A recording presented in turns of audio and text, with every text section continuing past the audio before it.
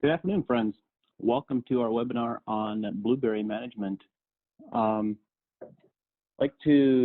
We have a slightly different format this time for our webinars. We have a smaller audience and targeted specifically towards a blueberry conversation. So I want to welcome all of you to the discussion. Because we have a smaller group and we wanted to focus, I also wanted to be able to have the interaction be a bit more personal. So yeah, we have a couple of the AEA consulting team joining us here as well. With me showing up now at this point is Jim Dunlop, who's one of our agronomists and consultants from the Pacific Northwest in Washington, and Kevin Tolley as well. Hi, Jim. Hi, Kevin. Welcome along. Howdy. Hi, Jim. Jim and Kevin have both done some work and continue to do a fair amount of work with blueberries in the Pacific Northwest, and I wanted them to be able to be here and participate as well.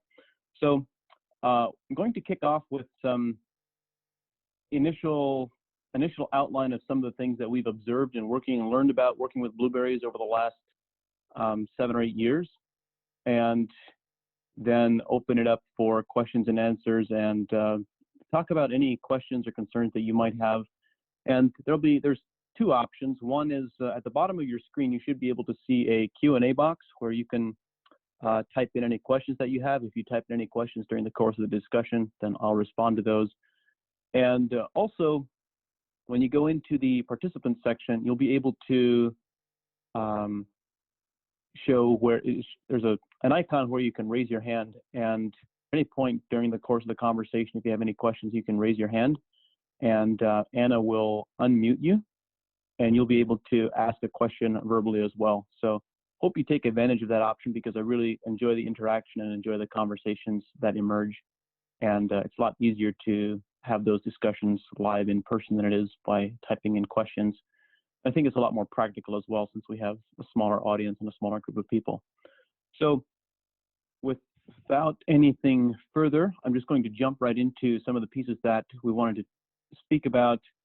There have been a lot of questions that have emerged over the last year or two as we've learned more about oxidation reduction and supplying nutrients at key stages of blueberry development. There have been a lot of questions about how to optimize nutrients and nutrition for blueberries.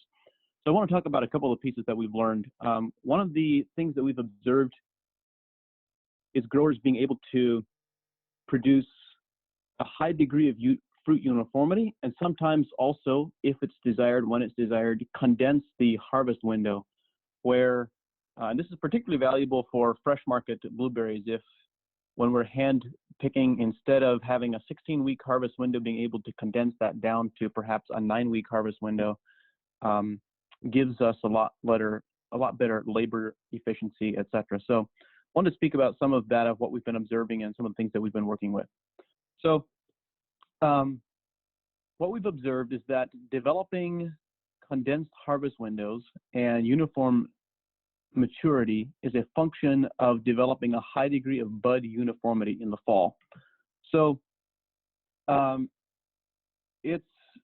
we've observed some quite exceptional successes in being able to condense harvest windows. On extreme examples, perhaps the most condensed harvest window is one blueberry grower this is machine harvest for processing. So with a machine harvest, instead of doing formally, before we began working with him, he was doing 6 passes through the field. And after working with him for 2 years, he was able to harvest 90% of the berries on a plant in a single pass, to such a degree that he was not even planning to take a second pass through the field. On fresh market for hand pick, we've been able to observe reduction from a 16-week window down to a 9-week window. And of course, there's variations from variety to variety. What we've observed in general is that for most varieties, we can condense the harvest window by about 30%, which can be a really big deal, of course.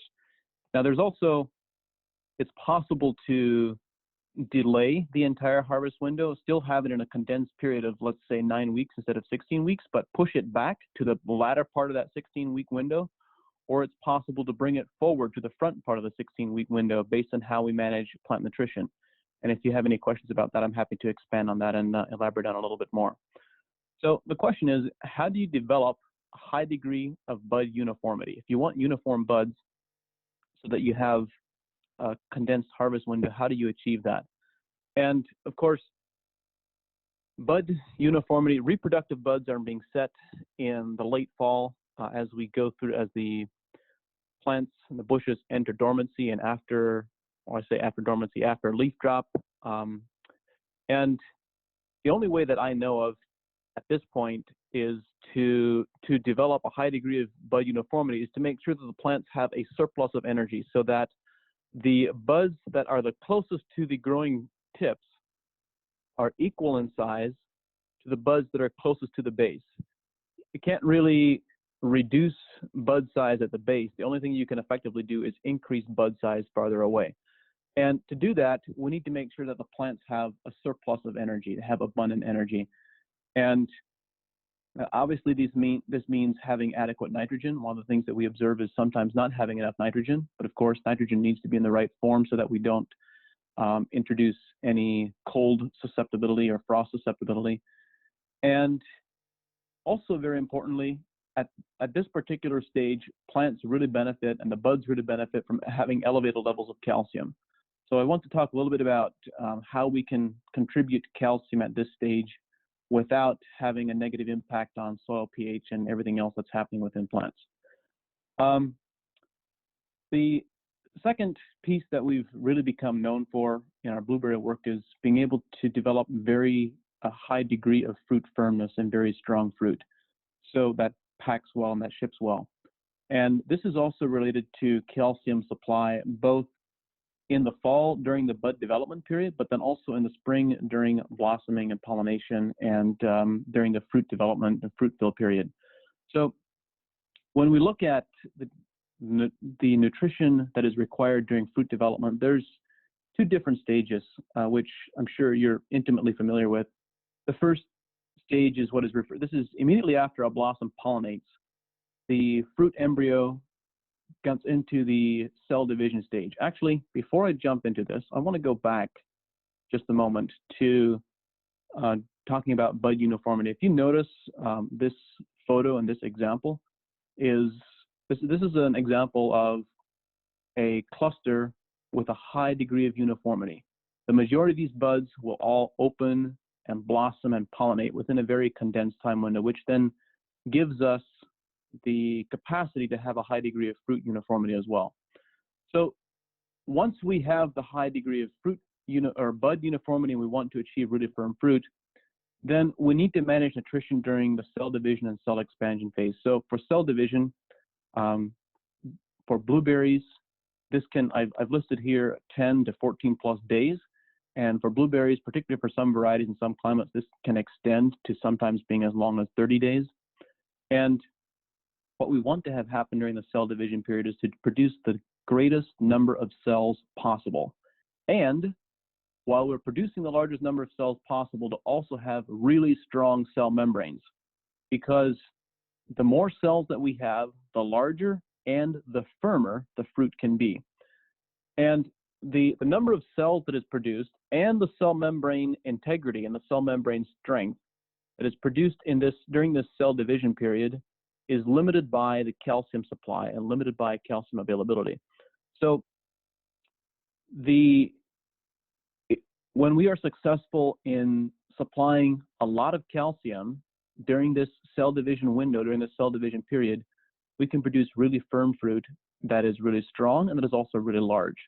When we look at some of the varieties that are exceptional at producing large fruit size, Duke being one that comes to mind, it's common, one of the characteristics that we've observed in sap analysis is these varieties often produce a larger berry size, partially because they are quite effective at absorbing calcium from the soil profile, perhaps more effective than other varieties which are planted on similar soil conditions. After the cell division, of course, the plants switch to cell expansion for the remainder of the fruit fill period. And this is what determines the actual berry size.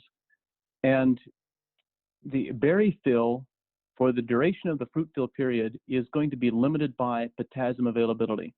And I've spoken a lot recently about why this is important to manage, and the fact that calcium and potassium have a strongly antagonistic relationship. The challenge that we have in a lot of tree fruit crops and blueberries as well, and actually blueberries in particular, because of their relationship to calcium and high or low calcium soils, is that often we have a surplus of potassium that is limiting calcium absorption. And this becomes extremely important. And actually, blueberries have the capacity to manage this when they're supplied with enough manganese, which often doesn't happen. I want to describe this in just a moment. So what we have observed in our sap analysis, we've collected quite a large number of blueberry analysis from a number of different growers all over the country. And of the hundreds of samples that we've looked at, kind of across the board, we've developed desired values for blueberries based on what we are observing the healthiest and the highest yielding crops to be. So the desired values that we've established are not laboratory averages. We don't care about growing an average crop. Instead, the emphasis has been on crops that are the highest yielding, the highest performing. And the general trends that we're observing across much of the data is that we're seeing low levels of phosphorus, nitrogen, calcium, manganese, and iron, as well as other trace minerals. It's not uncommon to see zinc and boron and copper levels below as well. But in particular, these 5 elements are consistently showing to be quite low. And then we're also seeing elevated levels of potassium and chloride. And in fact, I believe, as I was describing just a moment ago, the high potassium levels that are showing up on the sap analysis are actually contributing to the plants not absorbing calcium very effectively. And also the elevated chloride levels are contributing to plants not absorbing nitrogen and phosphorus very effectively either. But that's something that we can unwrap. So how should we, knowing all this within this context, how should we manage blueberry nutrition differently from what we might manage other crops? And I think in order to be able to answer this question, and also this question, how to supply nutrients in a challenged pH environment where we don't want to have alkaline soil pHs, we need to really understand soil reduction, oxidation a little bit better. So I'm sure that all of you are familiar with pH. It's a scale that measures acidity versus alkalinity on a scale from 0 to 14, with 7 being the neutral point. And we also need to be cognizant, particularly for blueberries, of EH, or redox, which is a measurement of reduction versus oxidation on a scale from 0 to 42, with the neutral point being 28. And understanding EH is extremely important for blueberries. It's important for all crops, but it's particularly important for a blueberry crop because of the environment that blueberries have natively been adapted to.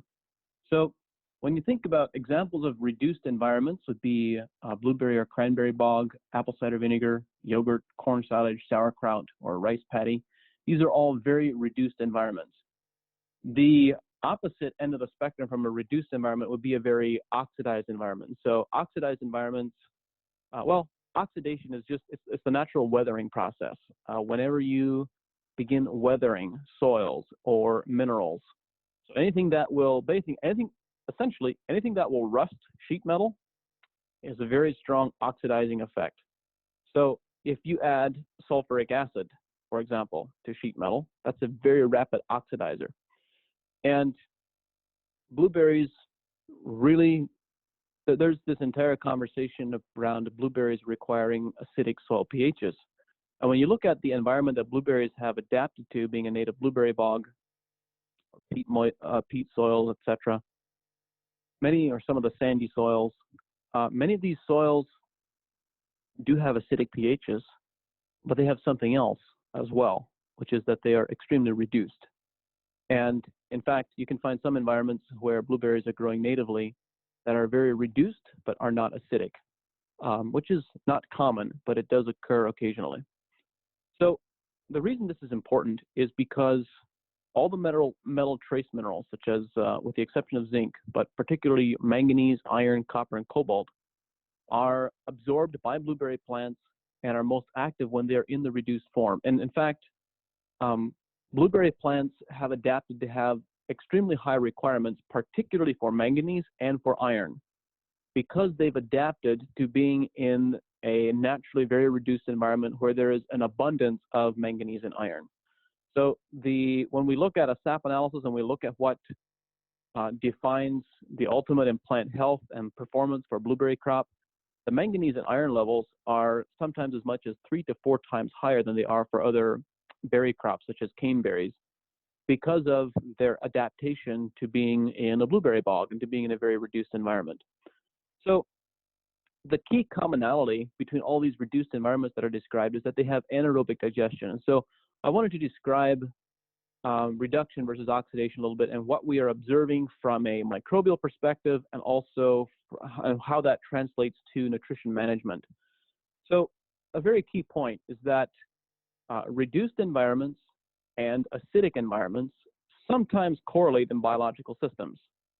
In fact, I would say that they usually do. And whenever we have a biological system, in soil biology, or take yogurt, for example, or sauerkraut or corn silage, or any of the examples that I mentioned, the elements that they have in common is that not only are they very reduced, but they're also very acidic. And it's common for biology in reduced environments to produce microbial metabolites that are quite acidic, such as if we use corn silage or yogurt, for example.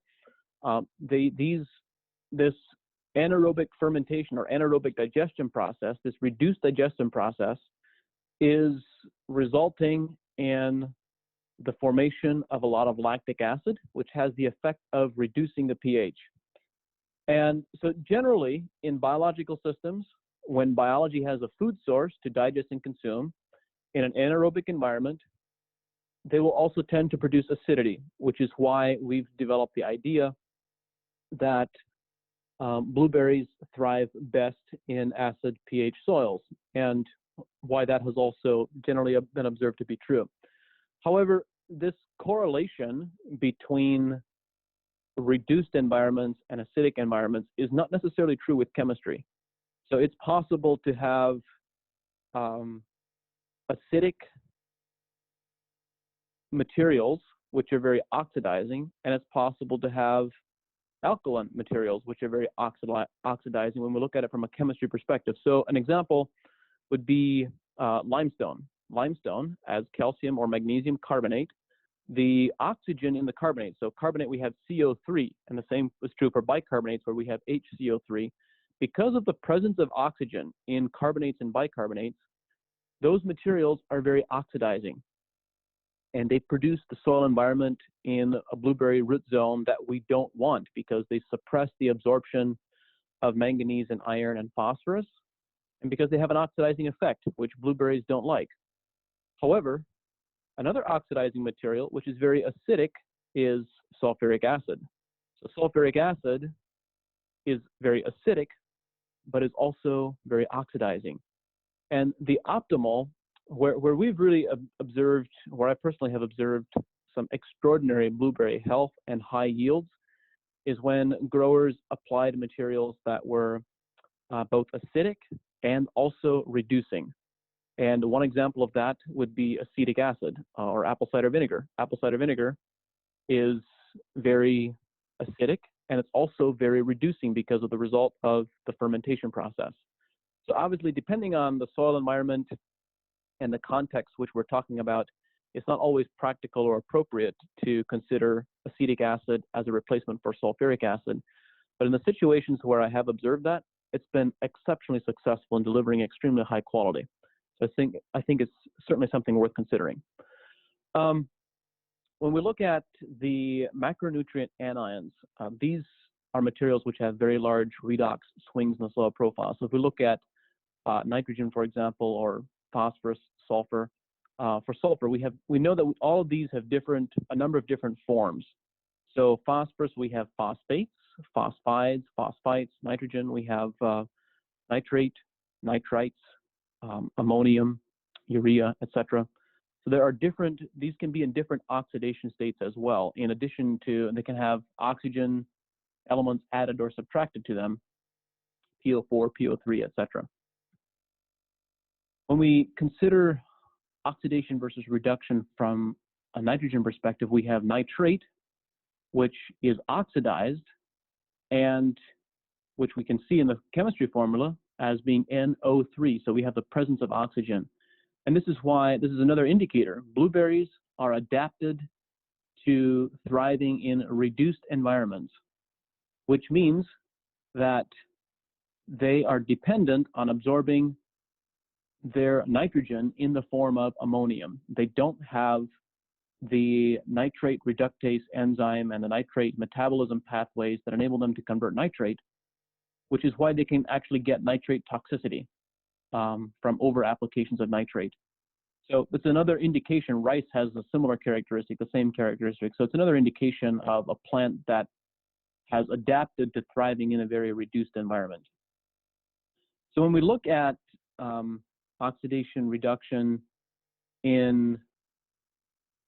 when we look at nutrient availability on this EH scale of 0 to 42, there's a zone slightly below the neutral zone, slightly below 28, which is the optimal environment for blueberry nutrition. And this is also the zone where we have the peak availability of manganese, iron, and phosphorus.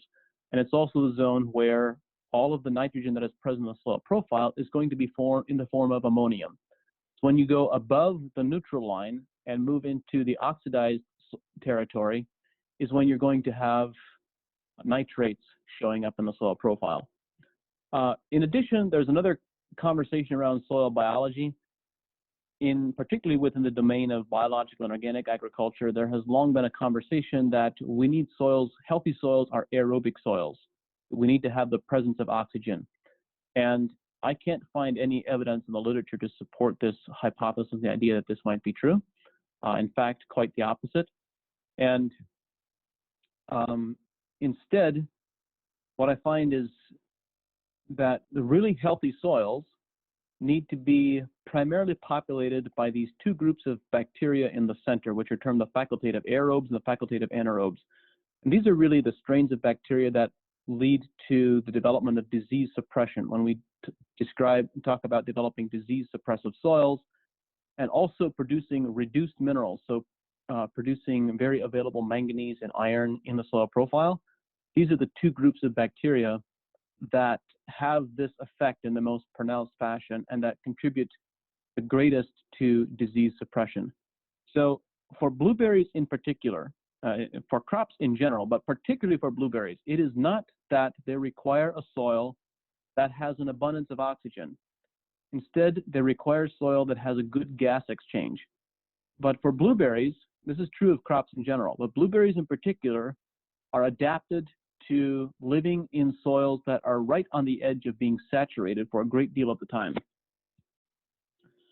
So when we take all of these various pieces into consideration and we think about the need to supply calcium during the bud development period, during late fall at leaf drop as we enter the dormancy period, when we think about the need to supply calcium during the cell division window, and we think about the nutrient trends that we're observing in blueberries, we look at all of this and think about reduction versus oxidation.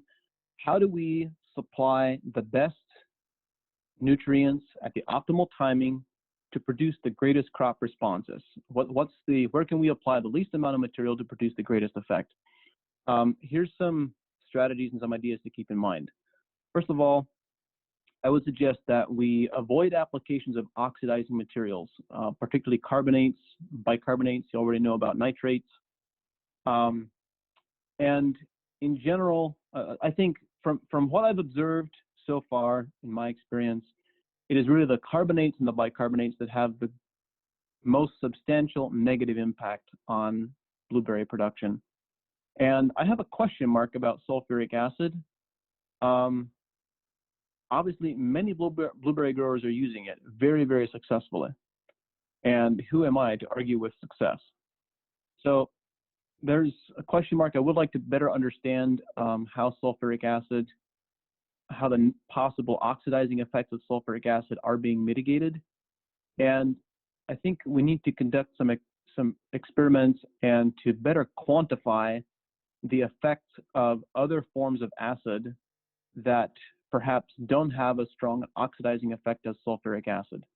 The challenge that we have to deal with, of course, is economics, and where's the economic threshold, what makes sense for using acetic acid or citric acid or not. And we may need to continue to use sulfuric acid. At this point, I've observed some pretty interesting things, but we don't yet have enough information, and I, for one, am not comfortable making the recommendation that we should discontinue the use of sulfuric acid until we know a bit better what is happening with soil biology and what the true effects of sulfuric acid are, how that might be replaced with acetic acid, and whether there's economic viability in doing so once we start managing some of these other minerals. So I think there's a lot more homework to be done there. I don't have a good answer for that at the moment.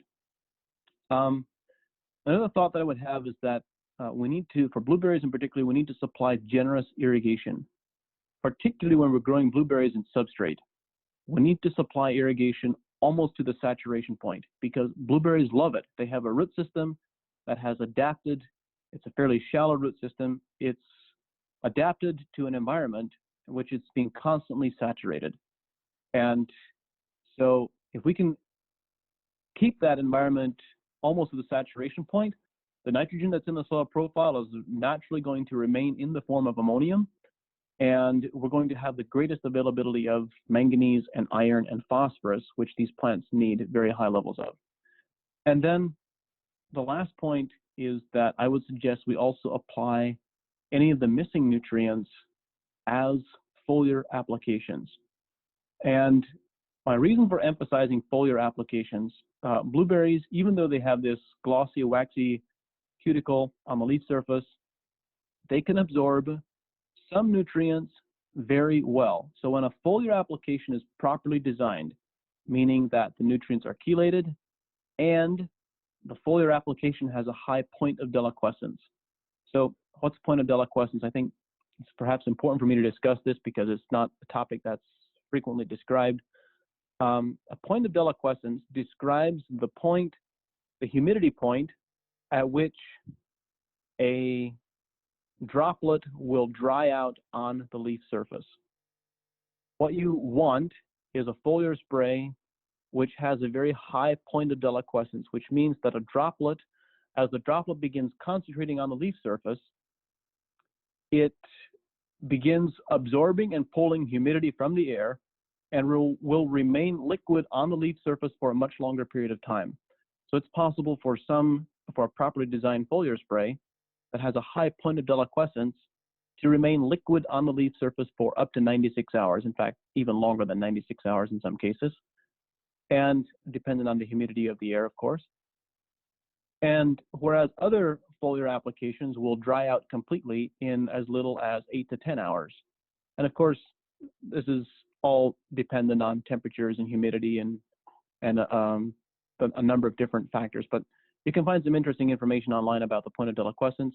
The summary being simply that there has been this idea for some crops that have this glossy, waxy sheen on the leaf surface, such as citrus and brassicas and blueberries, that they don't absorb foliar nutrients very well. What we've learned is that they do actually absorb foliar nutrients very, very well when the foliar is properly designed. When it's not properly designed and it dries out quickly on the leaf surface, then they don't absorb it very well.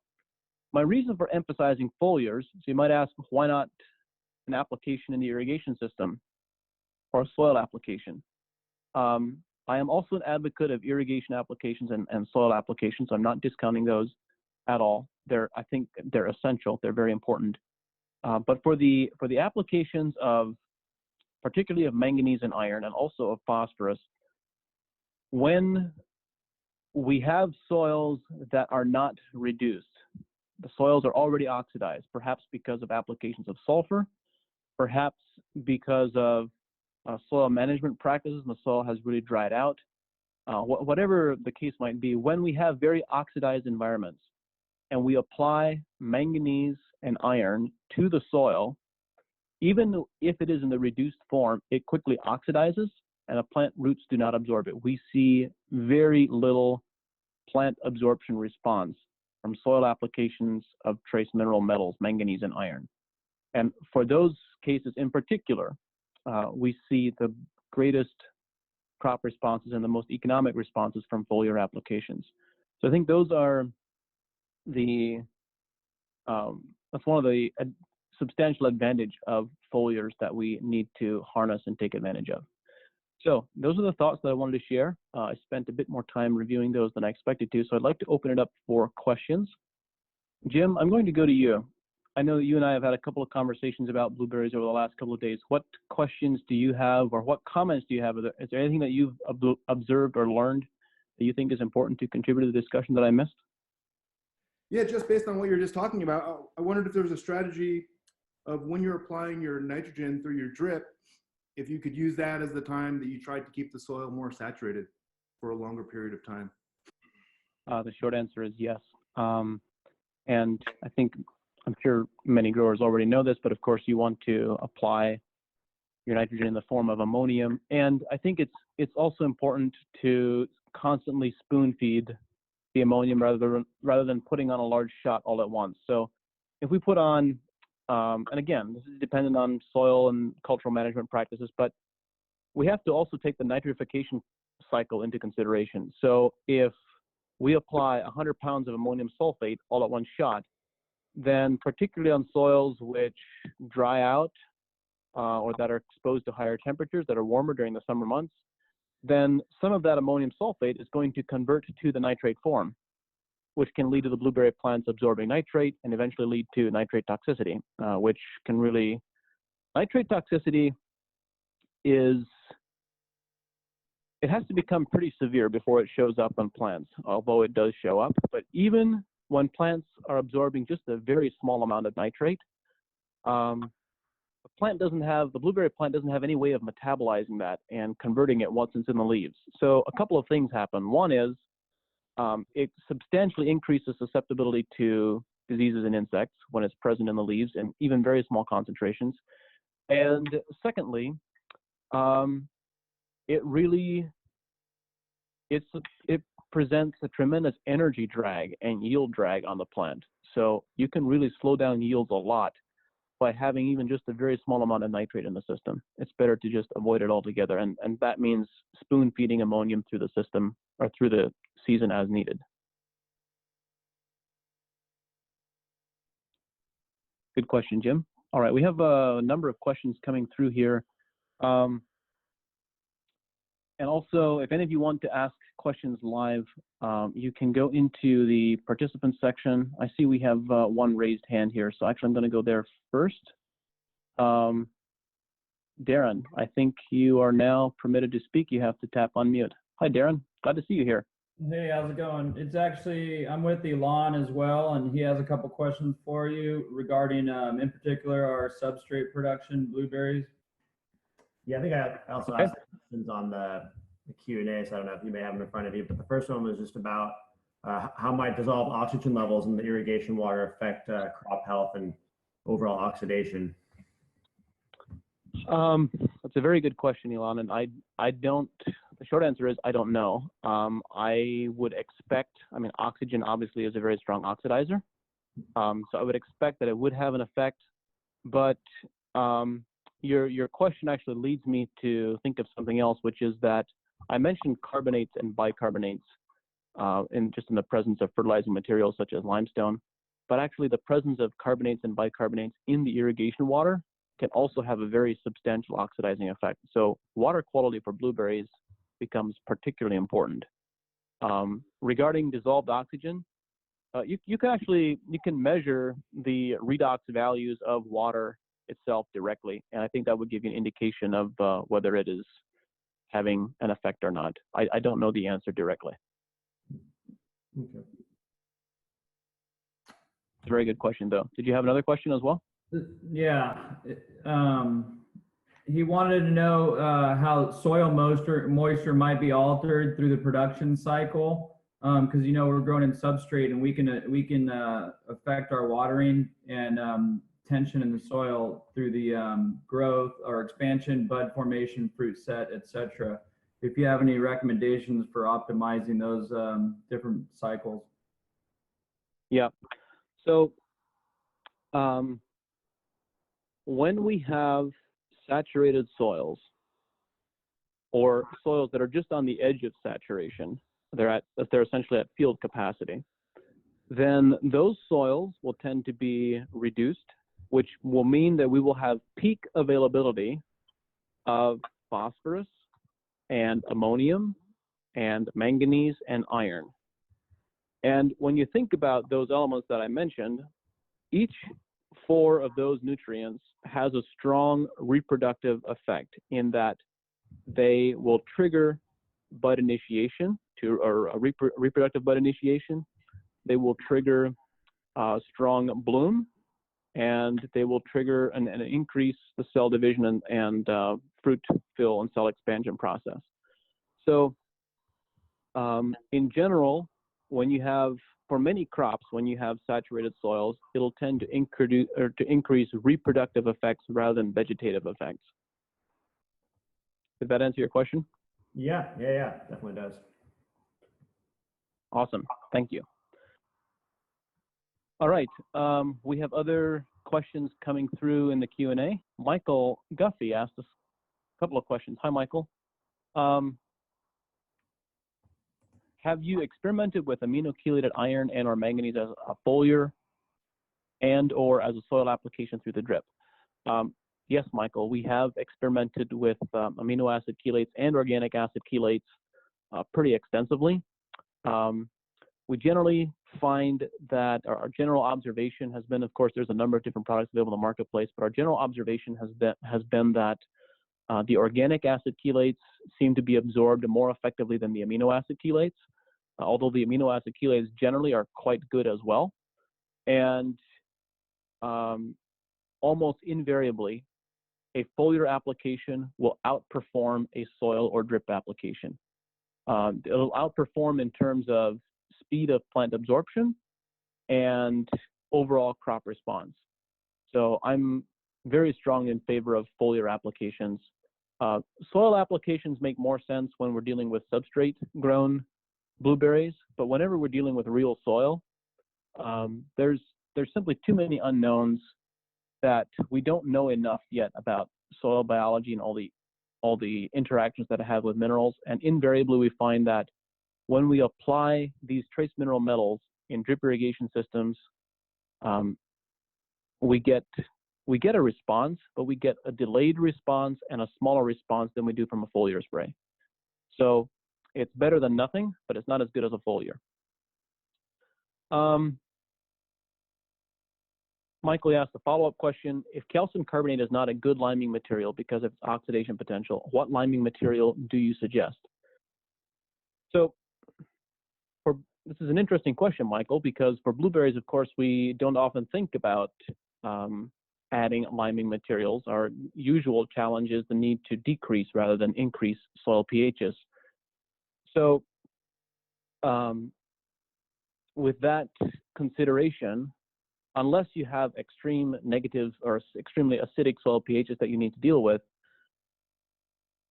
I can imagine a possible situation where it might be appropriate to add calcium carbonate, although I've never encountered one. In general, when we need to supply calcium to blueberries, which happens frequently, our 2 preferred sources are gypsum, calcium sulfate, which also, because of the presence of the sulfate, has a very, very slight oxidative potential, much, much less than limestone, and or calcium silicate, which can be a mine source, sometimes referred to as wollastonite, and that can be a very effective form of supplying calcium for blueberries without having an oxidizing effect. And then Michael asked the follow-up question, in regards to using citric acid, being in a saturated environment, wouldn't its byproduct of CO2 lead to high bicarbonate in the soil solution, thus leading to oxidation? Michael, that's not my understanding. If my understanding of the interactions of citric acid in the soil is that it does lead to CO2, And it also leads to the formation of carbonic acid. And some of it remains as citric acid as well. So releasing CO2, of course, is not a bad thing because it benefits plant growth and plant development, assuming the plants are healthy enough and photosynthesizing and capable of absorbing it. So the CO2, many of the crops that we deal with are actually, CO2 is one of their biggest limiting factors to increasing yield and increasing quality. So I don't see the formation of CO2 as being a negative, or to the formation of carbonic acid either being a negative. Each of those, with my current level of understanding, what I currently know about citric acid and carbonic acid in the soil, my understanding is that it's only a positive. Catalin asked the question, can we measure the EH level in our soils? And please talk about delaying the harvest window. So the short answer is yes, you can measure EH. I'm using the technically correct terminology, but a different way of referring to EH is just simply to measure redox. So you can purchase inexpensive redox meters for probably in the neighborhood of $90 to $100. I think while it can be, for many crops, I don't think it's important to measure EH or redox. For blueberries, it can be useful to measure that, particularly when we're growing in substrate. And I think perhaps the more important piece in the actual chemistry itself is the soil biology that is present, which can have either a reducing or an oxidizing effect. So it's very important. I haven't spoken much about the biology, but it's very important to manage the biology in that substrate as well, and in the soil profile, because some biology, what I referred to as the disease suppressive biology, so the facultative aerobes and the facultative anaerobes, during their development process, they will actually reduce the minerals, the trace mineral metals such as manganese and iron in the soil profile and increase their plant availability. So it's important, and so the really healthy and beneficial bacteria will have that effect. Aerobic bacteria, the oxidizers, will tend to have an oxidizing effect. So it's not just about the chemistry, it's also about the biology that is present in the soil profile.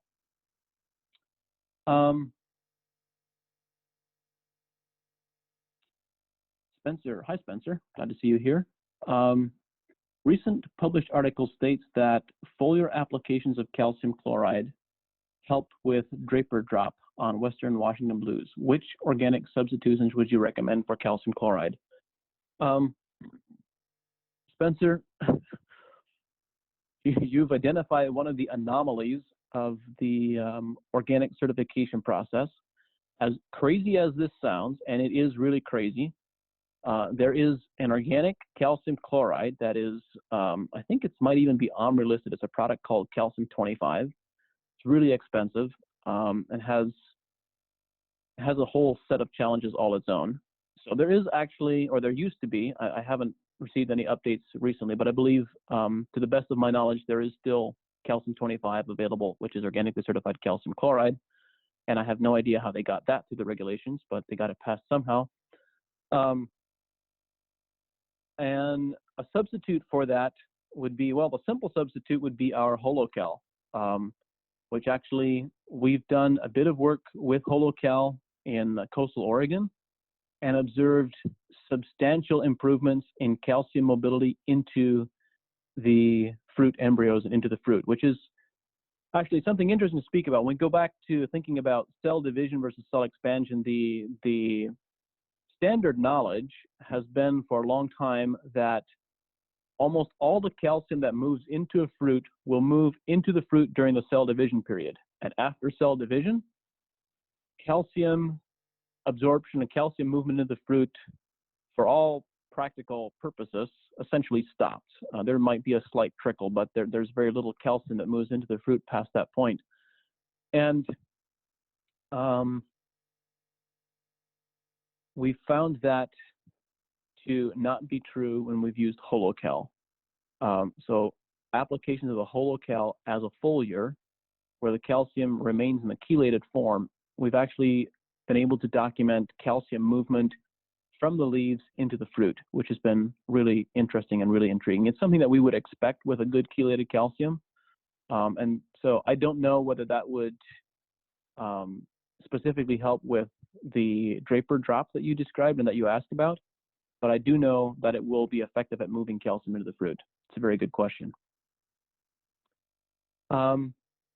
Meredith asked the question, do we have any thoughts on specifically on lowbush or wild blueberries?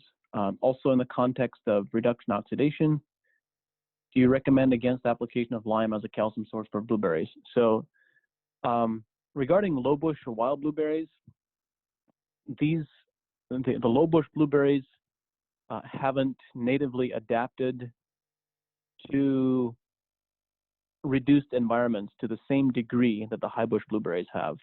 So they are less dependent on having a very highly reduced environment. They also have lower nutritional requirements for manganese and iron and phosphorus as a result of that. But they still are related, of course, and they still do have a similar root system pattern, et cetera, and ammonium applications as well. So in general, for the lowbush blueberries, I would make similar recommendations, similar agronomic recommendations as I would for the highbush, and I would generally recommend avoiding limestone calcium carbonate as a source for calcium. Again, unless you have extremely acidic pHs that you need to address, my preference would be to use gypsum or to use calcium silicate, which will either one, but gypsum in particular, or both of them, depending on the quality, will provide all the calcium that the crop needs and still maintain the optimal soil environment that we're looking for. So I think I've answered all the questions that came in the Q&A. I see there's a couple here in chat as well. Actually, before I answer these in chat, Kevin, are there any comments that you'd like to add from your experiences or questions that you'd have? Hi, John. I might just ask the question I asked you the other day.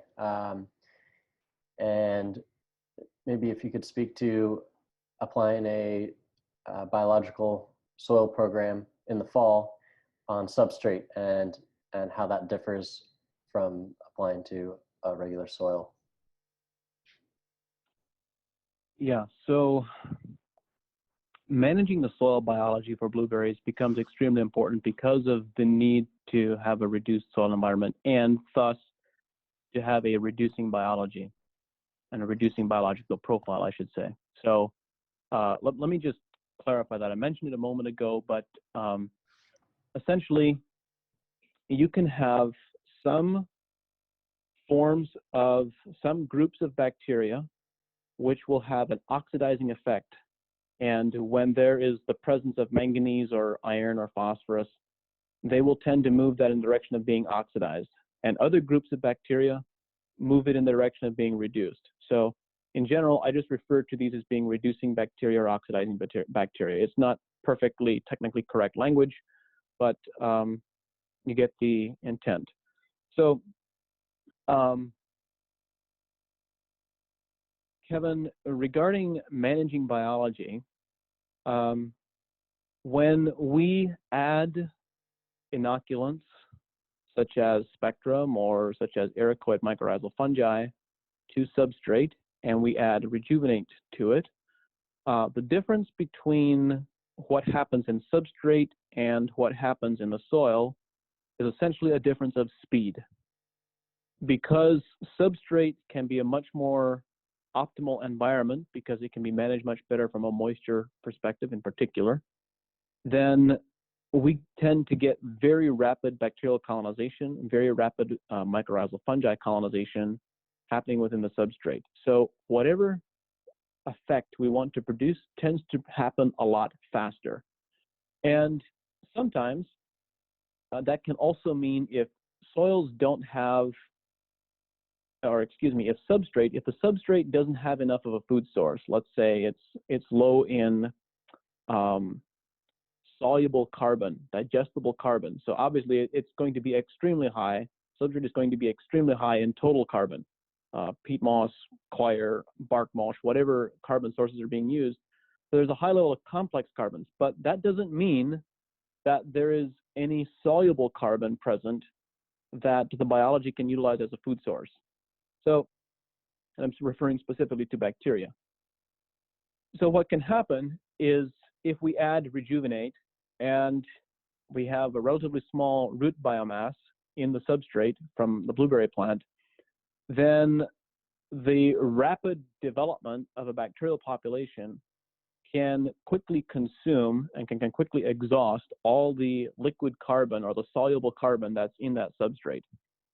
So what we've observed is that in substrate medias, it's generally better to spoon feed or I could perhaps say to constantly stimulate soil biology throughout the entire growing season, rather than giving them one large dose in the fall and a second large dose in the spring, as we commonly do in real soil, and we get great effects from that. In substrate, we find that we often will get the greatest effect from doing a smaller dose in the fall, a smaller dose in the spring, and then continued applications of small doses throughout the entire growing period, because that ensures that we don't consume all of the soluble available carbon at one shot right at the beginning and then not supply it and sustain it. It's a very good question. All right, I think those are all the questions that have come through. I see that there's a few more questions that came in on the chat, and there's a few more that have come in Q&A, so I'll go back to those. Joseph asked the question, what makes HoloCal unique? What makes it unique compared to other calcium organic? This is, like, I recommended it specifically in the context of organic calcium sources, is that it is chelated.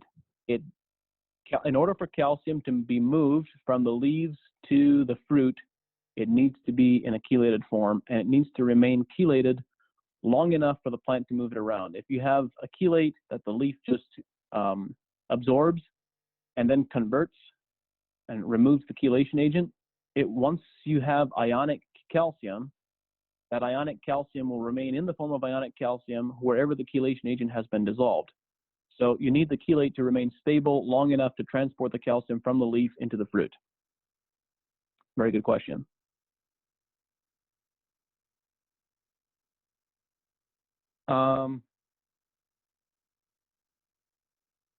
And to Spencer's question, yes, HoloCal is chelated with organic acids. So I'm referring to organic acids such as carbonic acid and acetic acid and citric acid will all be examples of different organic acids. Joseph asked the question, what are your thoughts on using molasses for a food source via soil or foliar application? Yes, carefully in limited quantities, and I like it.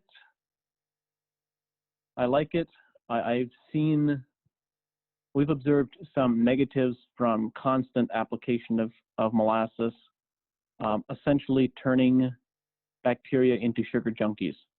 So once they become hooked on the soluble sugars, then they don't do nearly as good of a job of getting sugars from and getting other carbon sources from the soil profile. So generally good effects, but can be overdone. They have to be used judiciously and have to be used carefully. It's a very good question. All right, switching to the questions that came in Q&A.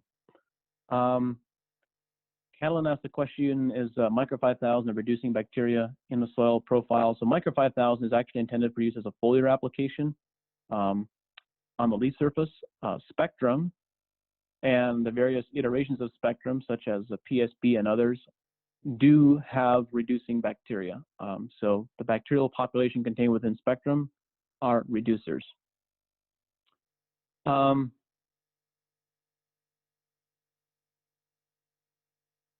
Brandon asked the question, is there a commercially available source of ericoid mycorrhizae that you know of? The only available source that I know of is from a company called Plant Health LLC in Corvallis, Oregon, which is one of the original mycorrhizal fungi companies, and was co-founded by, or I think perhaps founded by Dr. Bob Linderman, who was a USDA researcher and plant pathologist studying mycorrhizal fungi for 4 decades, and he is one of the most knowledgeable mycorrhizal fungi specialists in the world. You don't hear much about him, but he's an exceptional, very gifted researcher, understands mycorrhizal fungi very in depth. We've heard of challenges of people being able to source it, and we may possibly just get it in at Advancing Eco-Agriculture to make it available to people. It's not necessarily inexpensive, can be expensive to apply, but can be very valuable and produce a very large crop response.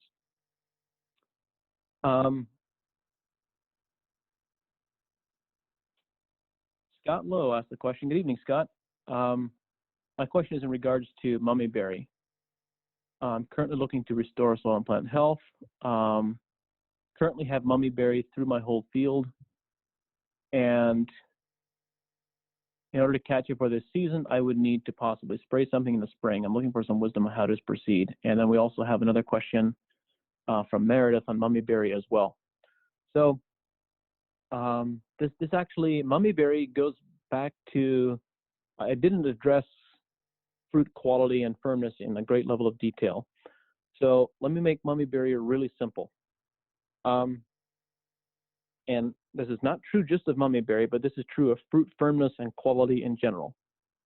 In order to produce berries which are resistant to mummyberry, which are very firm, we need to supply a lot of calcium during the cell division period.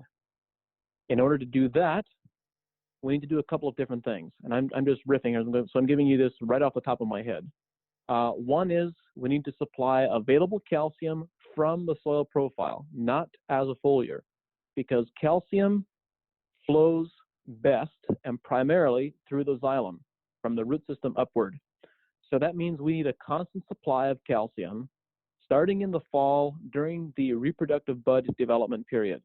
So my general recommendation would be to apply a very available form of calcium to the soil in the fall about 3 to 4 weeks before we get to bud development. So I would, again, there's broad variations based on soil type, but as a starting point, I would suggest thinking about an application rate in the neighborhood of 300 to 500 pounds per acre. That's part one, so that we have that calcium supply in the fall, and then we continue with calcium supply in the spring during the cell division period. Part two is, in order to synergize with calcium and to produce a strong calcium flow into the plant, make sure that we address boron. I prefer boron foliars because they produce a bigger effect than soil application, but soil applications of boron also work fairly well. So I would suggest a boron application in the fall at the same time or shortly after the gypsum application, and then again the following spring. That's part two. Part three is no potassium applications in the fall and no potassium applications in the spring until we get to the fruit fill period. Because any potassium that we apply is going to prevent calcium from moving into the fruit during the bud development and cell division period, and is going to increase susceptibility to mummyberry and going to produce softer fruit and produce smaller fruit. And part four is, again, starting in the fall and also the following spring, making sure that your plants have a generous supply of manganese. Put on manganese foliar applications in the fall and the spring. Do not apply the manganese to the soil. You're going to get limited effects. And make sure that the plants have a generous amount of manganese so that not too much potassium, which may already be present in the plants, does not move into the buds. You do the combination of those four things, and you're going to produce very firm fruit, very large fruit size, and you'll move enough calcium into the fruit that you will not have any challenges with mummyberry. And I've observed that in the field often enough, reliably enough, and consistently enough to be very confident in making that statement. Very good questions on mummyberry. Thank you, Scott and Meredith. Darren asked the question, can you write a program for managing substrate biology, and how can we test it similar to sap analysis? Oh, Darren and Elon, I wish. I wish. So the soil analysis that we are beginning to use much more at Advancing Eco-Agriculture, because it is the least unreliable to measure soil biology is the Haney analysis. And we're going to be conducting a lot more of the Haney analysis through Ward Laboratories. But the Haney analysis actually measures biological activity, respiration, and it measures the biologically available nutrients as well. The nutrients that can be released, that are present in the substrate, that can be released as a result of microbial activity. So we're beginning to do this a lot on field soil. Do not yet have a lot of experience in doing it on substrate, but in field soil, what we've observed is that the Haney analysis correlates the most consistently and the most accurately with what we actually observe happening in the soil profile. It's the equivalent, from my perspective, the Haney analysis is to soil what SAP analysis is to plants. It's extremely accurate, reliable, repeatable, and it's going to displace a lot of what is currently happening, or at least be an added layer to it. So I'm really excited about that. All right, I think I've answered all of the questions that have come in. I want to thank all of you for the questions and the participation. I really enjoyed the dialogue. I hope that you have a successful season, and if you have any questions, feel free to reach out to our consultant team and to me directly, and I look forward to speaking with you. Have an awesome evening. Have an awesome afternoon. Happy growing. Thanks, everyone. Bye.